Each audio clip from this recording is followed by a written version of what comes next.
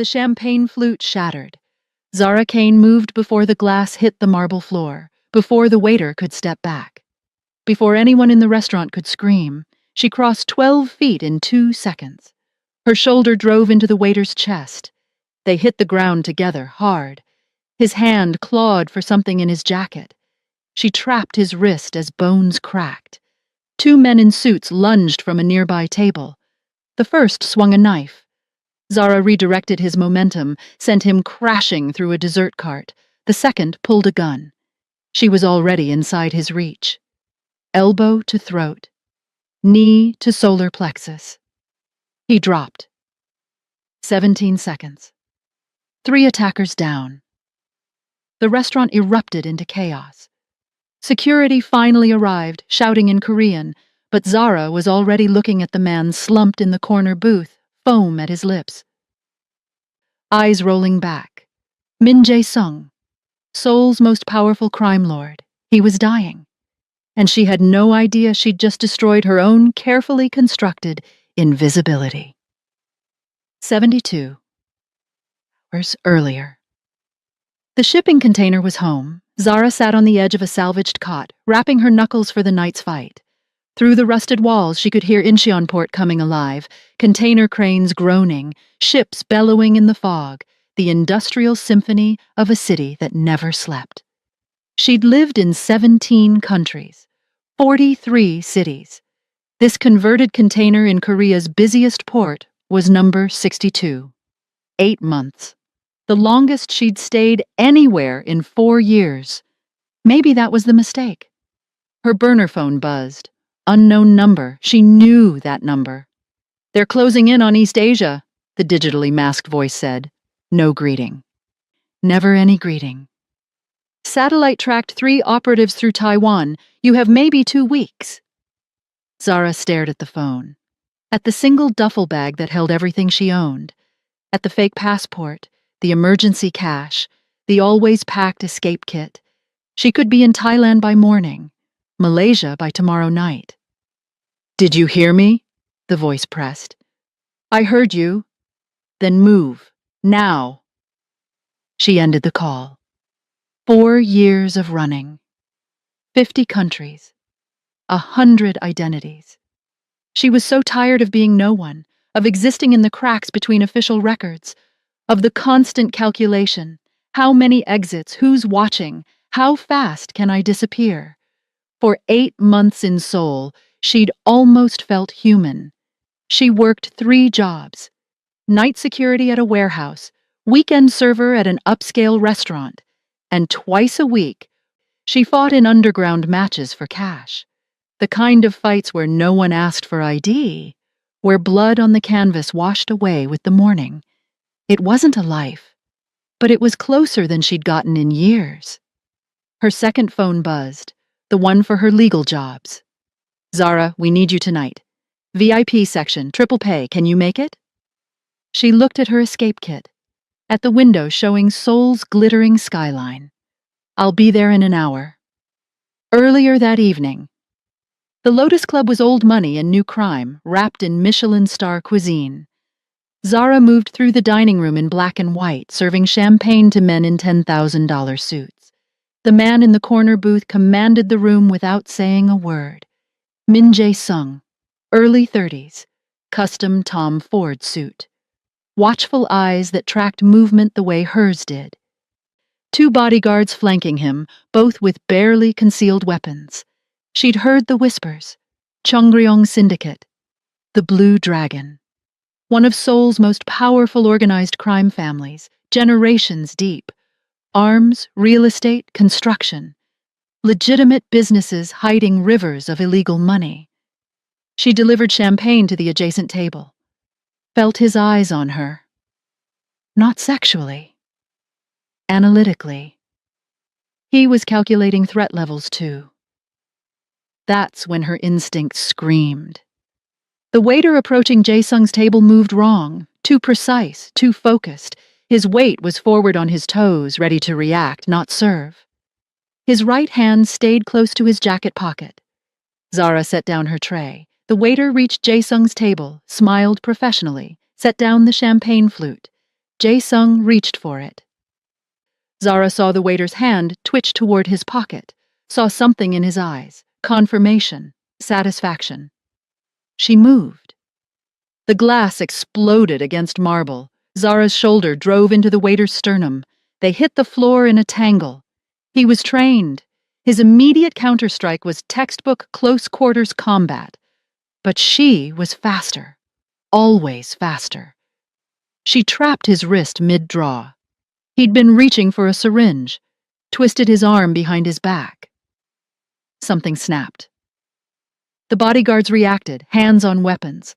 But the two diners at the next table were already moving. The first produced a knife from nowhere, slashing at her head. She ducked, rolled, used the fallen waiter as a shield.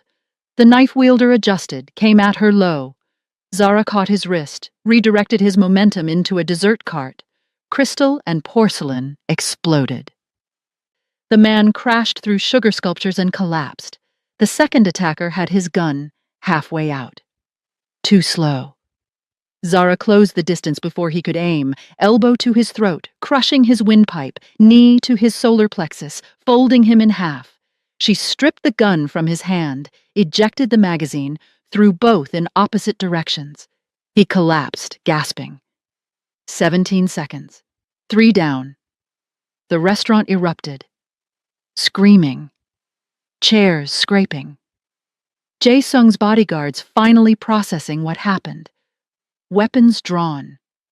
Shouting in Korean. But Zara was already at Jae-sung's side. He was convulsing, foam at his lips, eyes rolling back. Poison. Fast-acting. Military grade by the smell. Bitter almonds. Metallic tang. Zara grabbed his jaw, forced his mouth open, checked his airway. To the nearest bodyguard. Call an ambulance. Tell them organophosphate poisoning. He needs atropine. Now. The bodyguard stared at her. Now. He scrambled for his phone. Zara positioned Jae-sung in recovery position. Monitored his pulse, fading fast. She'd seen this before. Different poison, same lethal efficiency, different life, different person. Security finally arrived, 6 men in suits, weapons drawn, shouting. Zara raised her hands, stepped back. Jae-sung's eyes found hers, barely conscious, but aware. Calculating even in dying. He saw her, really saw her, that was the problem. The police questioned her for 6 hours. Zara gave them nothing useful. No, she didn't know the attackers. No, she didn't know why they targeted that specific man. Yes, her reflexes were good because she'd taken self-defense classes. No, she didn't have combat training. Lies wrapped in half-truths. The performance was automatic, second nature. They had no reason to hold her. Technically. She'd saved a life. They released her at dawn. She walked back to her container through Seoul's waking streets, every instinct screaming that she'd made a catastrophic mistake. She'd revealed herself. Showed capabilities no civilian server should have. In a restaurant full of phones and cameras, the man she'd saved wasn't just anyone. He was connected, powerful. Exactly the kind of person who'd ask questions. She'd survived 4 years by being invisible. Now she was a story. Back in her container, she pulled out her emergency kit. Passport, cash, contacts. She could be gone in 20 minutes. Singapore, Manila. Disappear into Southeast Asia's crowded cities. Her hands shook as she packed. She was so tired of running. The knock on her container door came at noon. Zara's hand went to the knife strapped to her ankle. She approached the door silently, looked through the security hole she'd drilled. A man in an expensive suit. Alone. Hands visible. No weapon drawn. She opened the door a crack. Wrong address. Miss Kane, my employer would like to speak with you. I don't have an employer.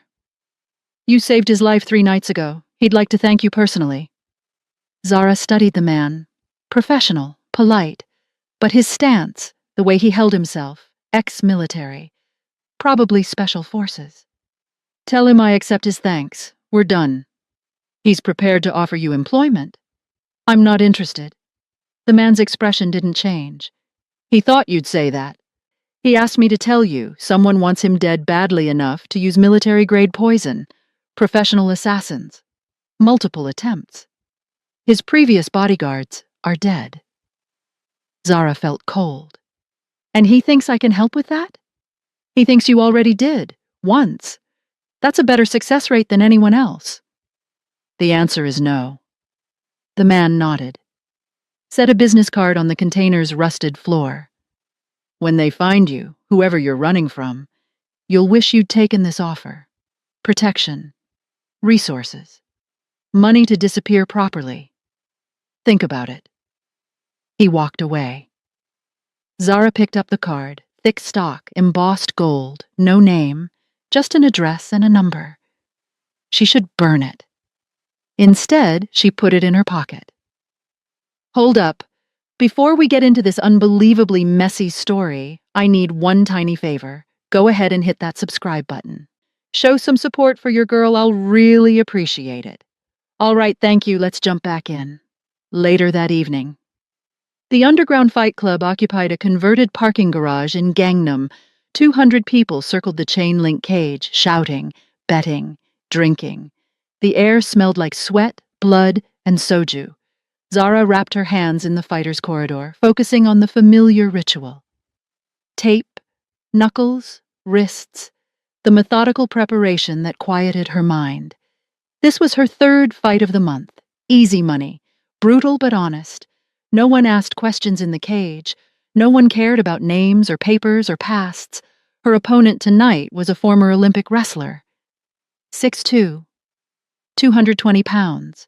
Sponsored by a local gym, probably being groomed for legitimate MMA. Zara was 5'9", 145. A nobody who showed up, won, and disappeared. The odds were 5-1 against her. The bell rang. He came hard and fast, trying to end it early with his size advantage. Shoot for the takedown, use his wrestling. Textbook strategy. Zara let him think it would work. She evaded his first shot. His second. Third. Each time, she was exactly where he didn't expect. She could read his tells.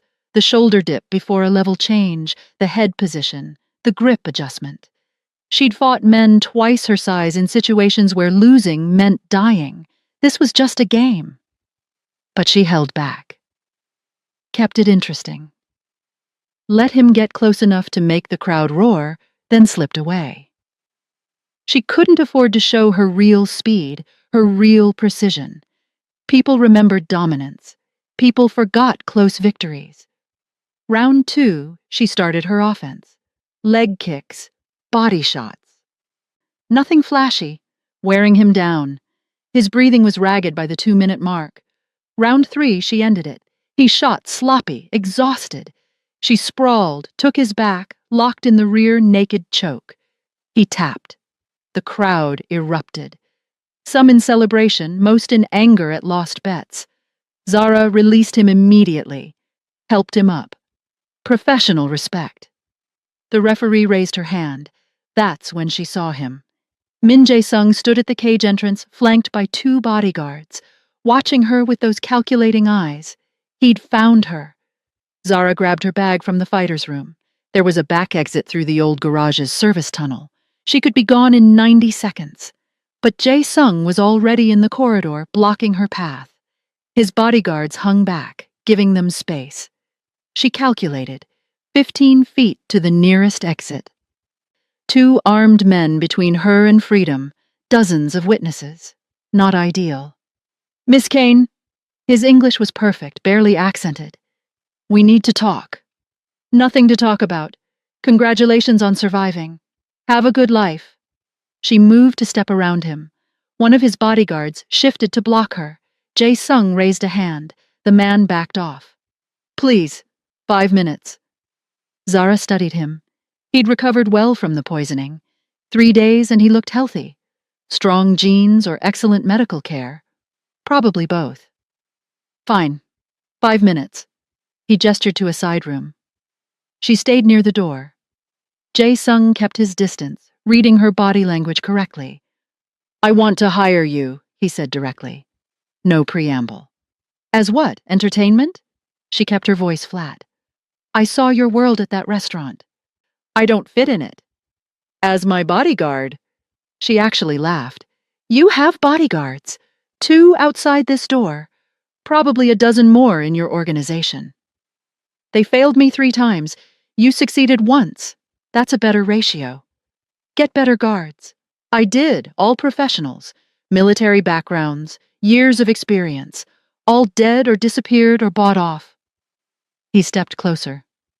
"Someone wants me dead. Someone with resources, patience, and inside information. Traditional protection isn't working." "And you think I can help because I tackled a waiter?" "I think you can help because you identified a military-grade poisoning in under 3 seconds, executed a perfect tactical response to multiple armed attackers, and did it all with reflexes I've only seen in special operations soldiers." His eyes locked on hers. "So, no. Not because you tackled a waiter." Silence hung between them. "I'm not special ops," Zara said. "I know, I checked. You don't exist in any military database. You don't exist anywhere." He pulled out a tablet, showed her a document. "My people are very good at research. They've cracked government databases in 5 countries. Your background is completely blank. No birth certificate, no immigration record, no credit history, no school records, nothing." Zara's pulse quickened, but her expression stayed neutral. "Maybe you have bad researchers. Or maybe you're exactly what I need. Someone with no ties to the Korean underworld. Someone who can't be bribed because they have no official existence to threaten. Someone who can't be bought because they're already a ghost." "Maybe I'm a ghost for bad reasons. I don't care." Blunt. Honest. "Whatever you're running from, whoever you're hiding from, I can offer you protection. Resources, money. $2 million for the 6-month duration. Private housing. Full legal protection through my organization." Zara's mind calculated. 2 million American dollars. Safe housing was worth more. Legal protection, that was dangerous. It meant entanglement. Visibility. No. 3 million. It's not about money. Then what is it about? She met his eyes. "I don't want to be found. Working for you means being visible. Being seen. That's the last thing I need." Jae-sung was quiet for a moment. When he spoke again, his voice was softer. "I understand running. I understand hiding. But there's a difference between existing in shadows and living in a cage." He gestured around them. "This. Fighting for cash, sleeping in containers, moving every few months. This isn't living. It's surviving. Eventually, whoever you're running from will find you anyway, and when they do, you'll be alone. No backup, no resources." "I've been alone for 4 years. I'm still here." "For how long? Another year? 2? He stepped closer. "Work for me for 6 months. Save enough money to disappear properly. Build a real exit strategy, not just running. And if they find you in the meantime, you'll have an entire syndicate backing you instead of facing them alone." Zara wanted to say no. Every instinct screamed to say no. Attachment was danger. Visibility was death. She'd survived by being no one. But she was so tired. 1 month, she heard herself say. Trial period. And I have conditions. Name them. No questions about my past, no fingerprinting, no photographs. No official records that tie me to you. Agreed. But I will run a background check. That's non-negotiable. She almost smiled. Good luck with that. If you prove useful after 1 month, we renegotiate terms. Fair? She should walk away, should run to the port right now and book passage on the first cargo ship leaving Korea. But the exhaustion was deeper than physical. It was soul deep. The exhaustion of being no one, of trusting no one, of the constant vigilance that never, ever stopped. 1 month. She could survive anything for 1 month. Deal. The Chongryong Syndicate headquarters was a revelation. From the outside, it looked like a cultural preservation site. Traditional Hanok architecture, low curved roofs, elegant wooden structures, surrounded by stone walls and manicured gardens. A historical landmark. From the inside, it was a fortress. Zara arrived at dawn with her single duffel bag. Everything she owned fit in 30 pounds. The outer gate looked wooden, but was reinforced steel. The decorative walls concealed cameras and sensors. The peaceful gardens had clear sight lines and strategic positions, beautiful camouflage for a military installation. A man waited in the main courtyard, late 30s, severe expression, expensive suit. He looked at Zara like she was a problem he hadn't anticipated. Park Sang-woo, he introduced himself in English. Second in command. I'll be your direct supervisor. Zara Kane. I know who you are. I'm the one who ran your background check. His tone made it clear what he thought of the results. Nothing. Absolutely nothing. That's either impossible or highly suspicious. Maybe I'm just boring. Boring people have birth certificates. He gestured for her to follow. The boss wants you on 24/7 protection detail. You'll shadow him everywhere. All meetings, all appointments, all travel. You'll sleep in the adjacent apartment suite. You're essentially his shadow. Sounds invasive. It's how we keep him alive. 3 attempts in 2 months. Professional hits. The last one nearly succeeded. They walked through the compound. Traditional exterior, modern interior. Hardwood floors over concrete reinforced with steel. Paper screens hiding bulletproof glass. Every design choice balanced aesthetics with security. There are 47 syndicate members on site, Sang-woo continued. 12 with executive access. You'll meet the key players today. Weekly threat assessment meetings are Wednesdays. Your clearance level is yellow, mid-tier. Enough to do your job, not enough to access sensitive information. Do I get a weapon? After you prove yourself. For now, your observation and intervention only. He stopped, faced her directly. I'm going to be honest. I think this is reckless. You're a foreign national with no credentials, no verifiable history, and no experience we can confirm. The boss is making a decision based on instinct, and instinct gets people killed. Noted. If you fuck this up, if you're a plant, if you endanger him in any way, I will end you. Personally. Understood? Zara met his eyes, saw the genuine threat, the protective loyalty. Understood. Good. Now let's meet the family. The main hall was traditional opulence. Low tables, floor cushions, calligraphy scrolls on the walls. 8 people sat in a semicircle waiting.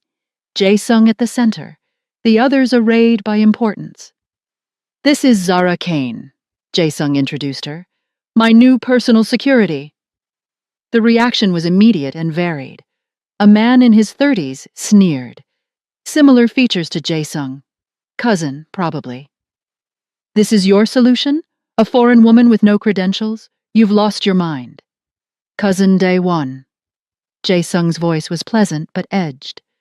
She saved my life when your recommended security firm failed to identify 3 attackers in a public restaurant. I'm comfortable with my decision. Day One's sneer deepened, but he said nothing. An elderly man, 70 at least, studied Zara with sharp eyes. Traditional hanbok, weathered hands, the bearing of someone who'd seen violence and survived. Interesting choice, he said in English. Very interesting. Elder Kwon is my godfather, Jae-sung explained. Advisor to my grandfather and to me. Kwon continued watching her. Zara felt his gaze like a physical weight. He was reading her the way she read threats, professional assessment. A woman in her 40s, impeccably dressed, watched with cold calculation. Lee Mi-sun, financial operations. Her English was crisp, accent British educated. I hope you understand that representing this organization requires certain standards.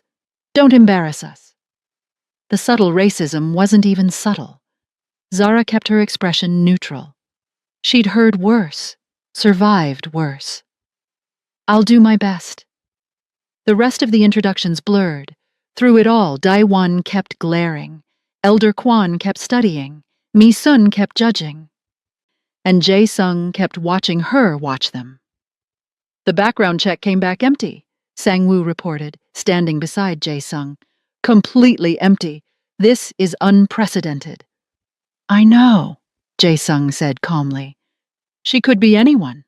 A spy. A plant. A threat we can't identify. She could be, or she could be someone who needs protection as much as I do. He stood, addressed the room. Zara Kane is under my personal protection. Any threats against her are threats against me. Any disrespect shown to her is disrespect shown to me. Make sure everyone understands that. Silence. Daewon stood abruptly. You're choosing a stranger over family concerns, over common sense.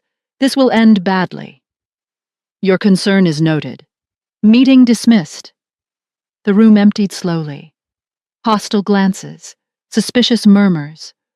Only Elder Kwan lingered, still watching Zara with those sharp, knowing eyes.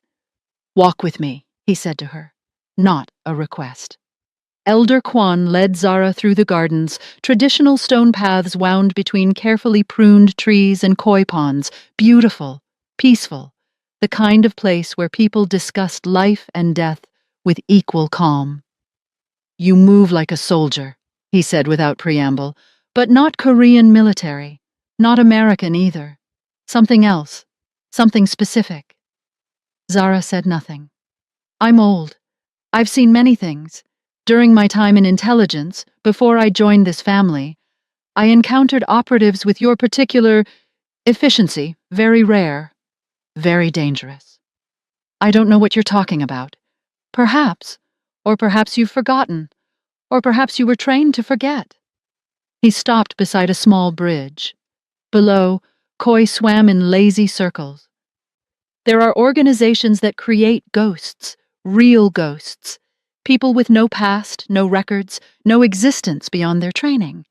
I've only encountered 3 in my entire life. Zara's pulse quickened, but her face remained calm. Sounds like fiction. Fiction that just tackled 3 armed men in 17 seconds. He smiled. It wasn't unkind. I won't pry. Everyone has their reasons for becoming invisible. But understand, Jae-sung is important to me, more important than my own life. If you're here to harm him, I will know. And I will stop you. I'm not here to harm him. Then we have no problem. He turned to go, paused. That cousin of his, Dae-won, he's ambitious, jealous. He sees you as a symbol of Jae-sung's weakness, not strength. Watch him carefully. I watch everyone carefully. Elder Kwan smiled again. Yes. I imagine you do. He walked away, leaving Zara alone by the koi pond. She stared at her reflection in the water. Fractured. Distorted. 1 month, she reminded herself. Survive 1 month. Get paid. Disappear properly. Don't get attached. Don't let them see you. 1 week into her employment, everything erupted. The family council met at a traditional estate outside Seoul. Sprawling grounds, multiple buildings, the ancestral home of the Cheongryong Syndicate's founding family. Every branch family sent representatives. 23 people total. The power structure of one of Korea's oldest criminal organizations. Zara stood against the wall in the main hall, eyes tracking movement, calculating threats. Jae-sung sat at the head of the low table, flanked by Sang-woo and Elder Kwan. The meeting started with business. Construction contracts, real estate investments, money laundering disguised as legitimate commerce. Billions of won flowing through shell corporations and legitimate businesses. Then Dae-won struck. I'd like to address a security concern. He stood, commanding attention. Our leader has become paranoid. 3 assassination attempts have him so rattled that he hired a foreign woman, with no credentials, no verifiable background, as his personal bodyguard. This shows weakness, instability, poor judgment. Murmurs around the room, some agreeing, some watching Jae-sung for reaction. "I'm quite comfortable with my decision," Jae-sung said calmly. "Are you?" "Because I'm not. None of us are." Dae-won gestured to the other families. "You've brought an unknown element into our most secure locations, someone who could be working for anyone. Police, rival syndicates, foreign intelligence. We know nothing about her. She saved my life. Once. By accident. Maybe. We don't actually know her motives." Dae-won turned to the room. "I propose a vote of no confidence unless our leader can prove his bodyguard is qualified for this position." The room exploded with reactions, support, opposition, argument. Elder Kwan raised a hand. Silence fell immediately. "Dae-won raises a legitimate concern," the old man said carefully. "Trust must be earned, especially in matters of leadership security. I propose a demonstration." Jae-sung's jaw tightened. "What kind of demonstration?" "Let her face 3 of Dae-won's personal security team. Combat demonstration. If she's truly qualified, she'll prove it. If not," he shrugged, "perhaps Dae-won's concerns are valid." The room buzzed with interest, bloodsport disguised as practicality. Dae-won smiled. "I accept those terms." Every eye turned to Jae-sung. Political trap. If he refused, he looked weak, protective of an unqualified bodyguard. If he accepted and Zara lost, he lost face and political capital. If she won. But that required her to win against 3 trained fighters. "The decision is Miss Kane's," Jae-sung said quietly. All eyes shifted to Zara. She stepped forward, read the room, the politics, the trap. Dae-won wanted to humiliate Jae-sung publicly, undermine his authority. This wasn't about her qualification, this was about power. "I accept," she said clearly. "When and where?" Dae-won's smile widened. "Now, the courtyard. 3 of my best men. Continuous engagement. You win by incapacitation or submission. And if I win, no more challenges to your position for 90 days. If I lose, you're fired, and my cousin steps down as leader." The room went silent. Dae-won had just raised the stakes catastrophically. This wasn't just about a bodyguard anymore. This was a leadership challenge. Jae-sung stood. "Those terms are acceptable," Zara interrupted. She looked at Jae-sung. "Trust me." He searched her eyes, saw something there, nodded slowly. "The courtyard in 10 minutes, Elder Kwan announced. "All family members may witness." 23 people formed a circle around the space. Betting was already happening, odds strongly against Zara. 3 men entered. Dae-won's personal security. First was massive, 6'3", 240, former ROK Special Forces by his bearing. Second was lean, quick, Muay Thai stance. Third was medium build, moved like water, Krav Maga probably. All 3 were professional, well-trained, dangerous. They also assumed she'd be easy. Mistake. Zara stood in the center, dressed in black athletic wear. No protective gear, no weapons. Just her. Elder Kwan acted as referee. "Combat until submission or incapacitation. No killing blows, no permanent injury. Begin when ready." Dae-won smirked at Jae-sung, already tasting victory. The 3 fighters spread out, surrounding Zara. Standard pack tactics. They'd coordinated before, worked together. This wasn't their first group engagement. Zara tracked all 3 simultaneously, read their stances, identified the leader, Special Forces guy, slightly ahead, more confident. He'd engage first. Muay Thai would flank right. Krav Maga would hold back, looking for openings. Special Forces moved first, fast for his size semichi sai. Shoot for a takedown, use his weight advantage. Zara was already gone. She sidestepped, used his momentum against him. As he passed, she struck. Precise blow to his floating rib. Pain, but no real damage. He grunted, spun. Muay Thai came from her right. Roundhouse kick, powerful, aimed at her head. She ducked under it, caught his supporting leg mid-kick, swept him. He crashed hard but rolled immediately. Professional recovery. Krav Maga attacked from behind, silent, efficient. Zara sensed him more than saw him, dropped low, his strike passed overhead. She struck his knee, not enough to break, enough to buckle. He stumbled. 5 seconds. 3 attacks countered. They regrouped. More cautious now. Realized she wasn't a civilian playing warrior. They came together. Coordinated assault, Special Forces high, Muay Thai low, Krav Maga from the side. Zara moved like water, like smoke. She was never where they expected. Every strike found air, every grab closed on nothing. She led them toward the koi pond. Deliberate positioning. Special Forces rushed her, frustrated. She redirected his momentum straight into the pond. He crashed through the surface, soaking wet, sputtering. Muay Thai hesitated, checking on his partner. Mistake. Zara was on him. Lightning combinations, solar plexus, nerve clusters, pressure points. He folded, gasping, unable to breathe properly. She could have destroyed him. Chose not to. Controlled force. Professional restraint. He submitted, tapping frantically. Krav Maga guy was smart. He backed off, hands raised. I yield. He'd read the situation correctly. She could take him. No question. 47 seconds. 3 opponents neutralized. The courtyard was absolutely silent. Zara stood in the center, barely breathing hard. She looked at Daiwan. 90 days, no challenges. Daiwan's face was purple with rage and humiliation. Elder Kwan stepped forward. The demonstration is complete. Miss Kane has proven her qualification.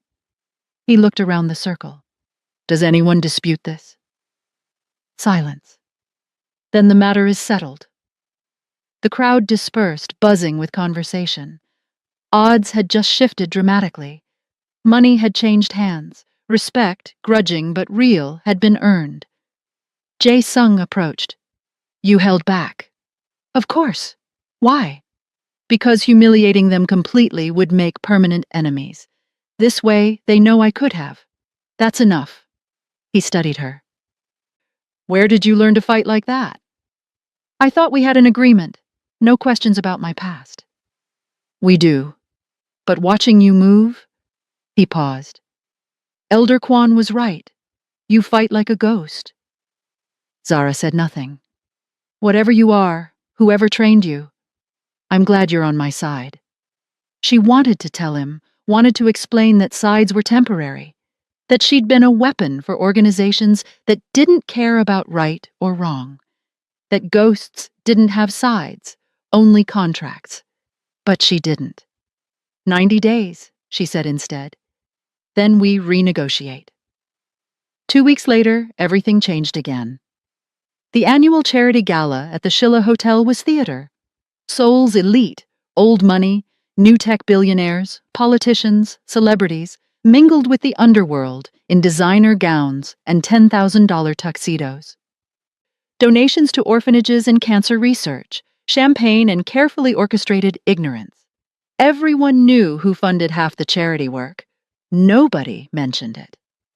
Zara stood in front of the mirror in her assigned room at the compound, barely recognizing herself. The dress was black silk.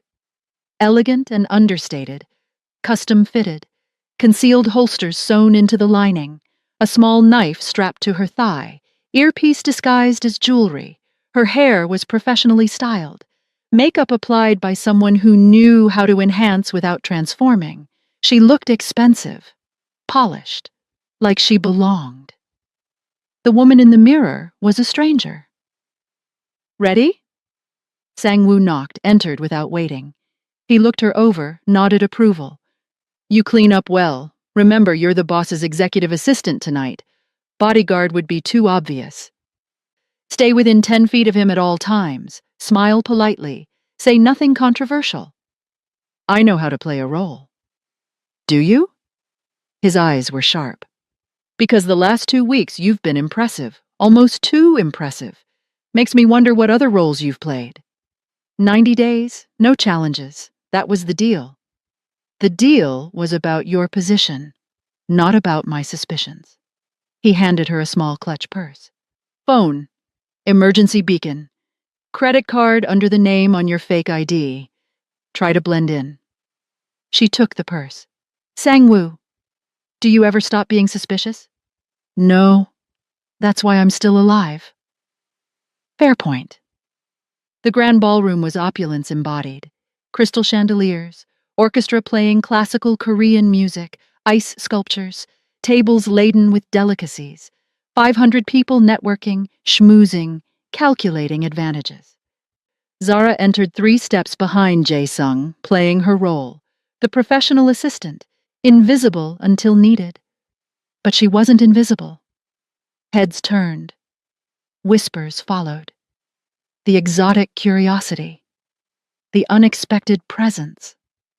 A black woman at Seoul's most exclusive event, attending to the city's most notorious crime lord.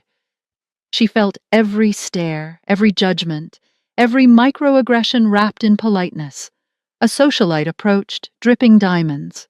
Oh my, Jae-sung, is this your new assistant? The pause was deliberate, loaded. Yes, Miss Kane is invaluable to my operations. I'm sure she is. The woman's smile was sharp. Are you a singer? A model? You must be so talented. Zara recognized the game. The assumption that her only value was performance or appearance. I'm in security and operations management. How exotic. The woman touched her arm, proprietary, invasive. You must tell me. Where are you from originally? Chicago. But originally, the woman's fingers squeezed. Africa? Your people have such fascinating cultures.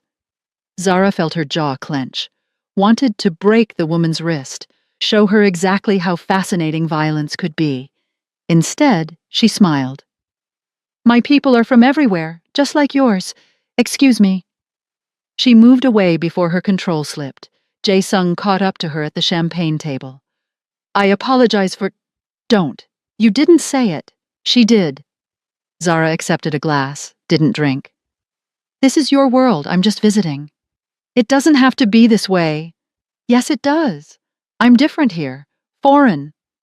That's not going to change because I wear an expensive dress. More encounters. More casual racism disguised as curiosity. A business partner's wife who touched her hair without asking. A politician who spoke slowly and loudly, assuming she didn't understand Korean. A tech CEO who asked if she was exotic entertainment for the evening. Jae-sung intervened on that one. Cold. Direct. She's my executive assistant and under my personal protection. Show respect or leave my table. The man left. But the damage was done. Death by 1,000 cuts, each comment small enough to excuse. Collectively devastating. Zara excused herself, found the balcony, needed air that didn't smell like expensive perfume and casual cruelty. The Seoul skyline glittered below. Beautiful. Cold. Indifferent. They're intimidated by you. She turned. Elder Kwan stood in the doorway, holding 2 glasses of whiskey. He offered her one. They have a strange way of showing intimidation. Fear often masquerades as dismissal. He joined her at the railing. You're something they can't categorize, can't control, so they try to diminish you, make you smaller, more comfortable for them. You're very observant. I'm very old. I've seen this pattern many times. He sipped his whiskey. I told you before, you move like someone with very specific training. Very rare. I've narrowed down the possibilities. Zara's pulse quickened, but her expression stayed neutral. Have you? 3 organizations in the world produce operatives with your particular skill set. One was dismantled 20 years ago. One only operates in Eastern Europe. The third, he paused. The third officially doesn't exist. Never did. Project Echo. She said nothing. Couldn't.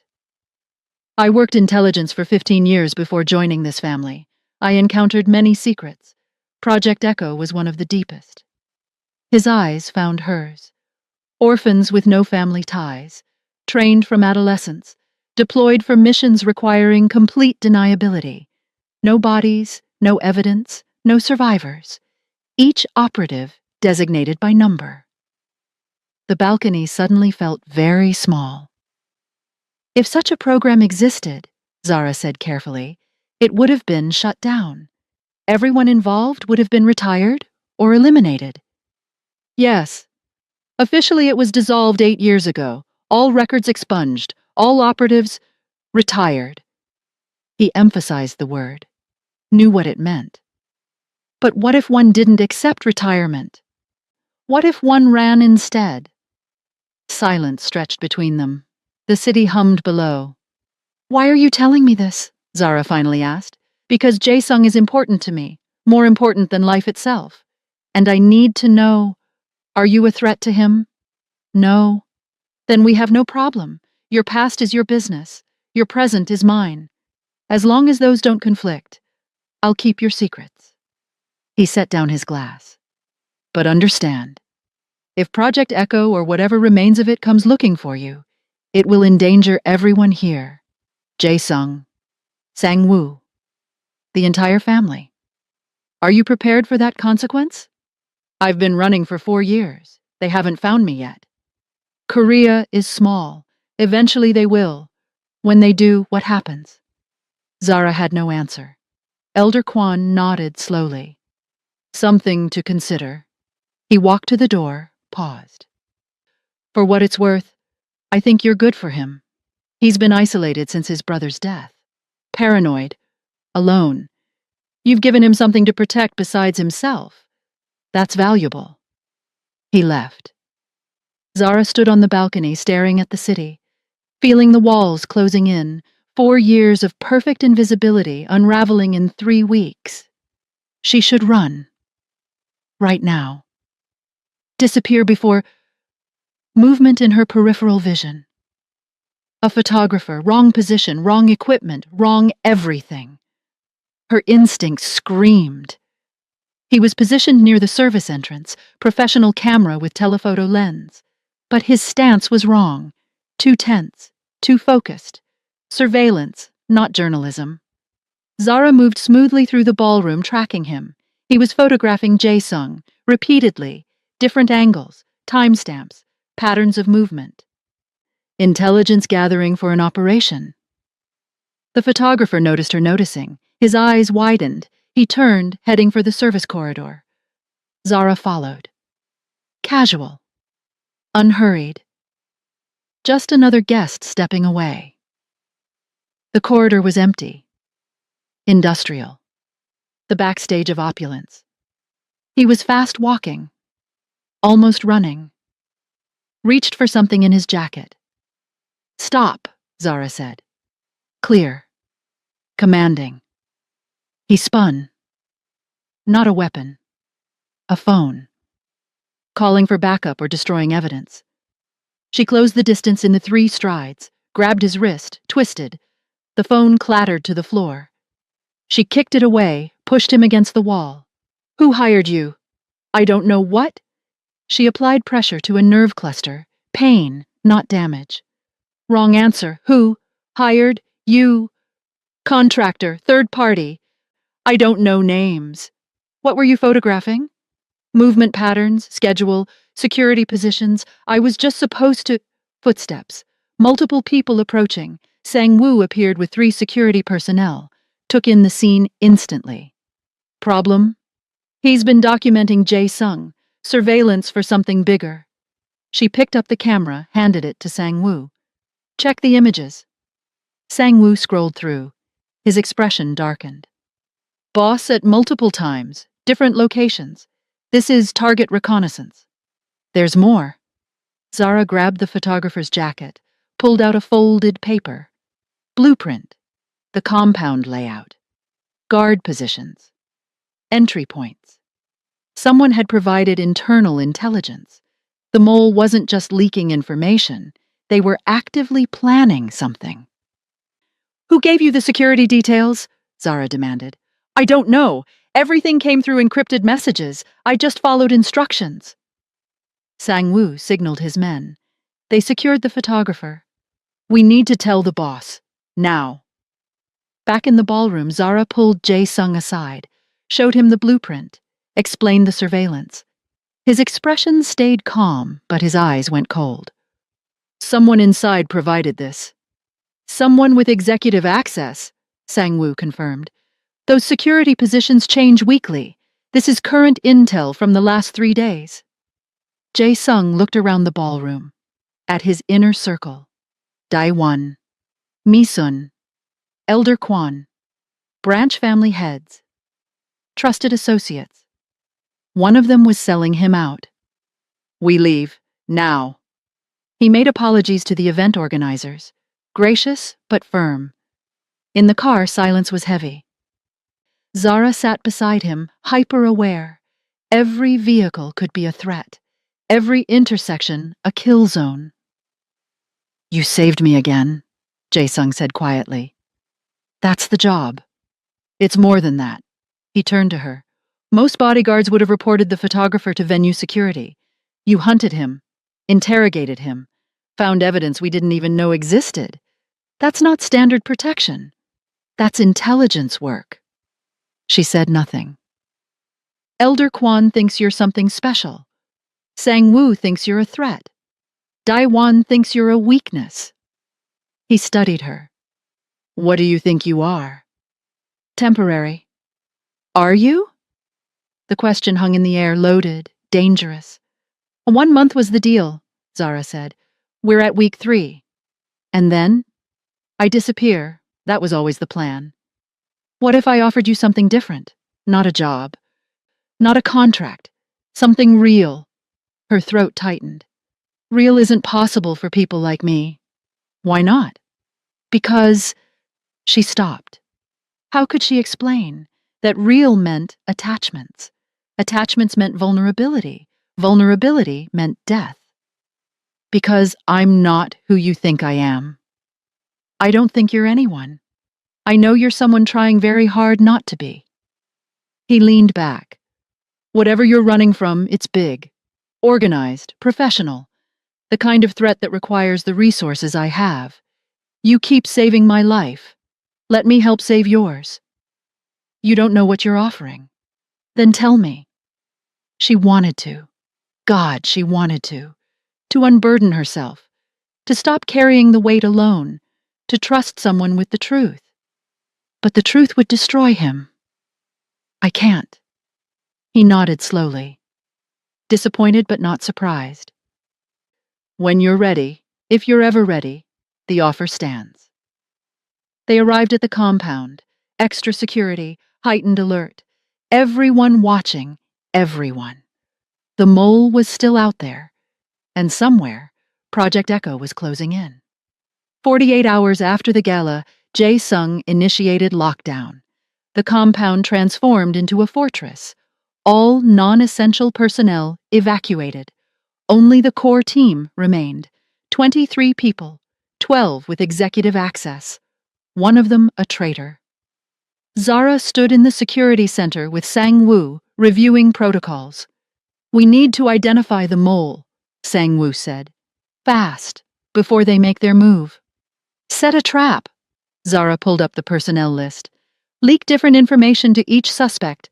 Whatever detail appears in the next attack reveals the traitor. Dangerous. We're using the boss as bait. He's already bait. We're just controlling the parameters. Sang-woo studied her. You think like an operator, not a bodyguard. Someone trained you for infiltration, intelligence gathering, target elimination. Focus on the mole, not me. They're connected. You show up, suddenly we have internal breaches, professional hits, coordinated attacks. Either you're incredibly unlucky or I'm the target and your boss is collateral. She met his eyes. You're right. I brought this to your door. Let me help clean it up. He was silent for a long moment. If this goes wrong, if the boss dies because of you, I know. You'll kill me. You've mentioned that. I want you to understand. I will. Personally. Painfully. Noted. They crafted 3 false intelligence reports, each with specific details. To day 1, shipment arriving at Port A, Tuesday 3 a.m. to Misun. Meeting with Russian contacts, Wednesday, downtown location. To Elder Kwan, emergency relocation to safe house. Thursday morning, Jae Sung approved the plan. Whoever the information leaks to will be ready. But Zara's instincts screamed. 3 days was too long. The enemy was closer than that. She was right. 3 a.m. Zara was on perimeter patrol when alarms shrieked. Simultaneous breaches at 4 points, coordinated, professional. Military precision. She sprinted to Jae Sung's quarters, found him already awake, weapon in hand. Sang-woo burst through the door seconds later. 12 hostiles, full tactical gear. They're not trying to sneak. This is a direct assault. Echo team, Zara said. She knew their pattern, their efficiency. They're here for me. Gunfire erupted outside. Jae Sung's men engaging, shouting, screaming. We need to move. Now! Zara grabbed Jae Sung's arm. Where? Central courtyard. It's what they want. Open space for extraction. We give it to them, but on our terms. Sang-woo didn't argue. They moved as a unit, through corridors, past windows showing the battle outside. Jae Sung's men were outmatched. These weren't street thugs. These were soldiers. The courtyard was exactly where the enemy wanted them. 12 operatives in black tactical gear formed a perimeter. Weapons raised, but not firing. Extraction formation. The leader removed her helmet. Woman, 40s, scarred face, eyes like winter. She looked at Zara with something almost like affection. Echo 7. Her English was unaccented. International training. Echo 3. You've led us on quite a chase. Zara stepped forward, putting herself between the operatives and Jae Sung. I'm not going back. Back? There is no back. Project Echo evolved. Echo 3 gestured to her team. We're not being retired anymore. We're being redeployed. New identities, new lives, legitimate work for organizations that value our particular skill sets. Legitimacy through servitude, still not free. Freedom is a myth, 7. We were made to be weapons. At least now we're weapons with healthcare and retirement plans. She smiled. Cold. The program wants you back. You have value.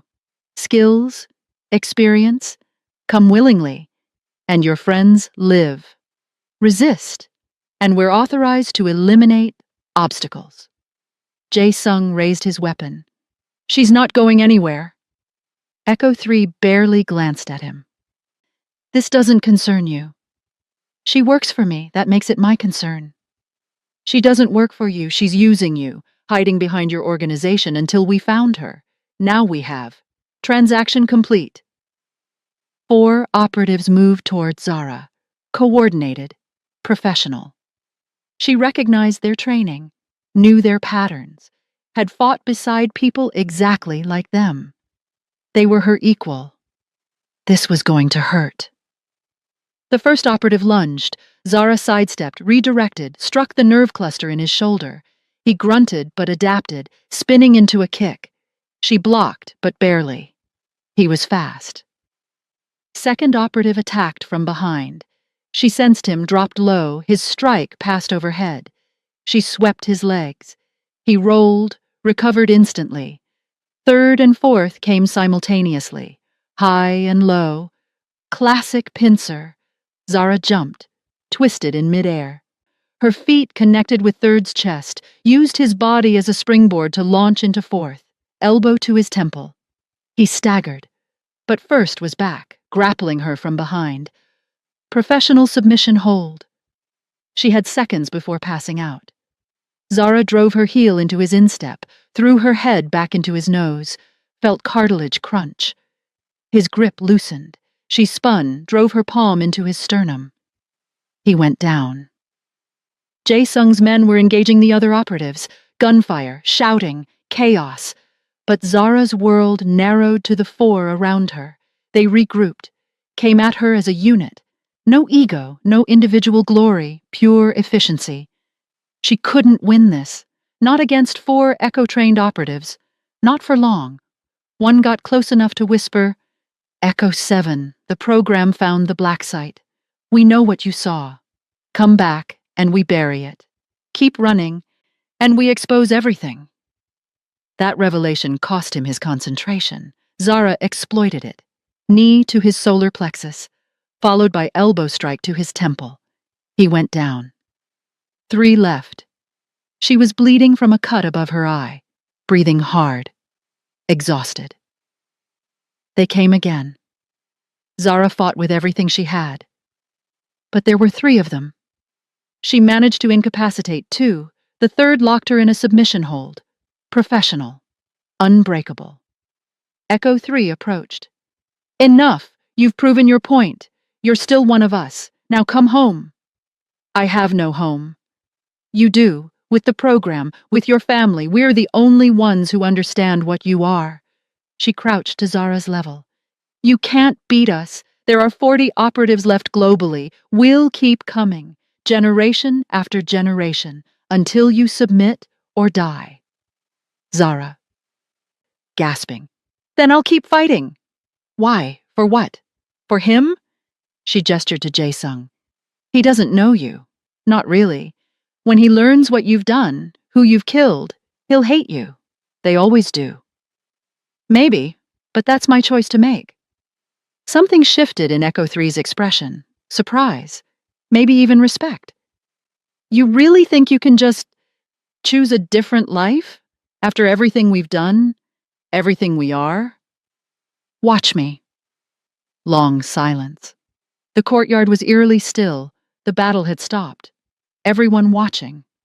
Echo 3 made a decision. "Release her." The operative holding Zara hesitated. "Ma'am, I said release her." He did. Zara stood, swaying, exhausted, bleeding, but standing. Echo 3 studied her. "I'll report that we retired you, that Echo 7 is deceased. Mission complete." She stepped closer.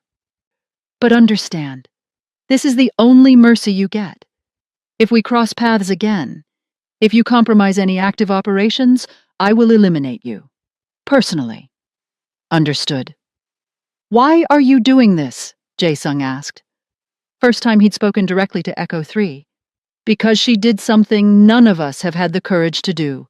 She chose herself over the mission." Echo 3 looked at her team. "We're leaving. Collect the wounded. No killing. This operation is terminated." The operatives retreated. Professional. In 90 seconds they were gone. Silence descended on the compound. Jae-sung approached Zara. "Echo 7. She couldn't meet his eyes. "Yes. What else haven't you told me?" "Everything. The truth. All of it. The weight of 4 years of running, of lies, of desperate survival." "Everything," she whispered. Dawn broke over Seoul. The compound was damaged but secure. Jae-sung's men were wounded but alive. The threat was gone. For now. Zara sat on the rooftop garden, blood cleaned from her face. Exhaustion bone deep. She'd been awake for 36 hours. Jae-sung found her there, sat beside her, said nothing. They watched the sun rise over the city. "Echo 7, he finally said. "That's what they called you." "Yes. Tell me." So she did. All of it. The truth she'd buried for 4 years. My name, my real name, was Amanda Williams. I was 11 years old when they took me. Refugee camp. War-torn region. My parents were dead. Or so they told me. Now I think they were killed. Easier to acquire an orphan with no family searching. She described Project Echo. The training. 6 years of conditioning, combat, languages, intelligence gathering, psychological manipulation, turning children into weapons. First deployment at 17, target elimination in Eastern Europe, then Southeast Asia, Middle East, Africa, 4 continents, 13 confirmed missions, extractions, eliminations, intelligence gathering, things that officially never happened. Jae-sung listened, silent, his face unreadable. Age 23, there was a sole deployment. Target was an arms dealer. Meeting with local syndicate heads. I was positioned as sniper, half-mile out. Clean shot lined up. Her voice cracked. There was collateral damage. Someone was in the wrong place. The target's security reacted. Chaos. And a syndicate head's son was killed in the crossfire. Silence. His name was Min Tae-hyun. He was 19 years old. He was your younger brother. Jae-sung went completely still. I didn't know who he was. Didn't see his face until after. Just another casualty. Acceptable losses. That's what they told me. Tears finally came. But I couldn't accept it. Couldn't bury it. That night, I was ordered to eliminate witnesses. Clean up the mission. Instead, I ran. She wiped her eyes. They erased my records. Hunted me. Not because I failed, because I refused to complete the mission. I knew too much. Had access to too much classified information. I became a liability. 4 years, 50 countries, dozens of identities, running from the organization that made me, from the guilt, from myself. She looked at him. When you hired me, I didn't know who you were. I'd never seen your face, only your brother's. Only after did I realize. And by then you'd already decided to stay, Jae-sung finished. Yes. Long, agonizing silence. I should hate you, Jae-sung said finally. His voice was hollow. For 5 years, I've hunted for answers, spent millions investigating my brother's death, built entire intelligence networks trying to find who was responsible.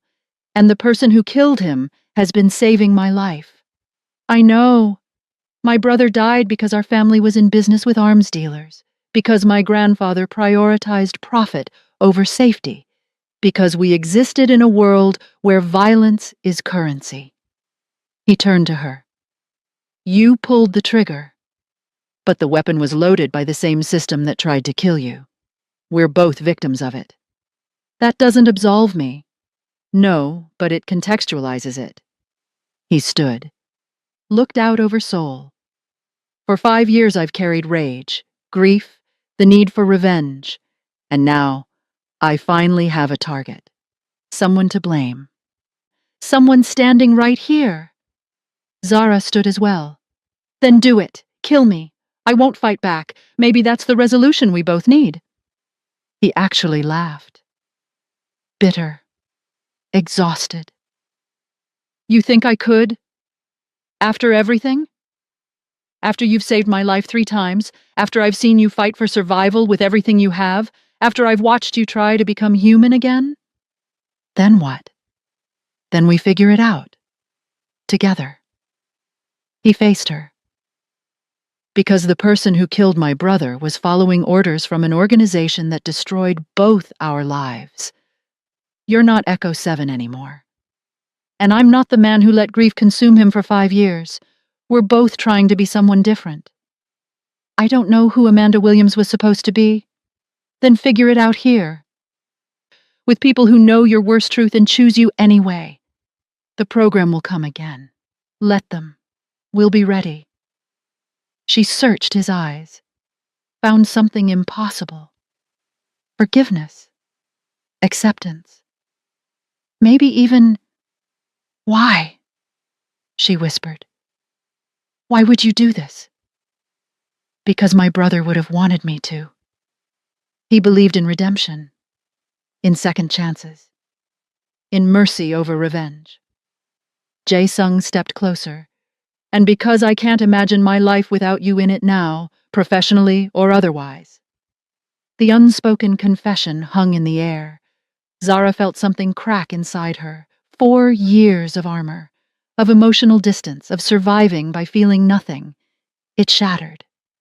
I don't deserve this, she said. Don't deserve you. Don't deserve forgiveness. Probably not, but you have it anyway. They stood inches apart, the city waking below. The sun warm on their faces. Jae-sung reached up, gently touched the cut above her eye. You're bleeding. I've had worse. I know. His thumb traced her cheekbone. But you don't have to anymore. Not alone. The moment stretched, charged, inevitable. He leaned in. She didn't move away. His lips almost touched hers. Boss! Sang-woo burst onto the rooftop. We found the mole! They broke apart. The spell shattered. Sang-woo didn't seem to notice the tension. Day 1. We traced communications. He's been coordinating with the program for 3 months. Gave them your schedule, security layouts, everything. Jae-sung's expression shifted. Grief to rage in seconds. Where is he? Private office. Locked himself in when he realized we knew. Bring him. Daewon sat in the main hall, surrounded by security. He looked defiant. Cornered. Jae-sung entered. Zara hung back, watching. Why? Jae-sung's voice was quiet. Dangerous. Why? Daewon laughed. Because you're weak. Because you chose that foreign woman over family. Over blood. Over everything grandfather built. The program approached you. 3 months ago. Offered to eliminate you if I helped them track her. I didn't know she'd become important to you. I thought she was just another employee. Another mistake. His eyes found Zara. I didn't know she'd seduce you, make you forget your responsibility to this family. I chose her over nothing. I chose competence over prejudice, loyalty over bloodline. You chose a ghost, a weapon, someone who doesn't even have a real name. Daewon stood. And now look at us. Our compound is damaged. Our men are wounded. All because you couldn't let her go. All because you betrayed us, Sang-woo interjected coldly. I saved us, or tried to, before she destroyed everything. Jae-sung was silent for a long moment. When he spoke, his voice was final. You're exiled, stripped of all family assets, all titles, all protections. As of now, you're dead to the Chongryong Syndicate. You're choosing her over blood, Daewon hissed. Grandfather would be ashamed. Grandfather would be ashamed of you for selling out family for power, for working with enemies, for putting pride over loyalty. Jae-sung gestured to security. Remove him. He has 2 hours to leave Seoul. After that, he's a hostile target. Daewon left, escorted, defiant to the end. Elder Kwon approached Jae-sung. You made the right choice. Family isn't just blood, it's trust, loyalty, shared purpose. He was my cousin. He was a traitor. There's a difference. The room emptied. Only Jae-sung, Zara, and Sang-woo remained. Sang-woo looked at Zara. I was wrong about you. You're not a threat. You're an asset. Maybe the most valuable one we have. I'm a person, not an asset. Fair. He almost smiled. Welcome to the family, officially. He left. Jae-sung turned to Zara. So, what now? Now. She took a breath. Now we have a takeover to plan. He raised an eyebrow. Takeover? Daewon had support. Branches of the family that agreed with him, they'll move against you within weeks. She stepped closer. So we move first. Consolidate power, eliminate threats, show everyone that the Chongryong Syndicate is stronger than ever. We? We. She met his eyes. I'm not running anymore, I'm staying. If you'll have me. In what capacity? The question was loaded, professional, personal. everything. Whatever capacity you need. Bodyguard, enforcer, partner. She hesitated. Friend? Just friend? The air between them crackled. I don't know how to be more than that, she admitted. I've spent years being no one. I don't know how to be someone's anything. Then we figure it out. Together. No pressure. No expectations. Just... He reached for her hand. Just real. Whatever that means. She took his hand. Felt warmth. Connection. Possibility. Okay. Okay. They stood in the damaged hall, surrounded by the aftermath of violence, of betrayal, of truth finally spoken. The sun was fully up now. A new day. A new beginning. Zara smiled. For the first time in 4 years, genuinely. So, that takeover? Jae-sung laughed. Let's plan it. Thank you for watching till the end. If this story touched you, inspired you, or took you on a journey, don't leave without hitting the like button. Subscribe if you haven't, and switch your notifications on. You don't want to miss what I got coming up. Make sure to drop in the comment section where in the world you're watching from. We're building a global community of story lovers here, and your voice is part of it. See you in the next one. Have a great day.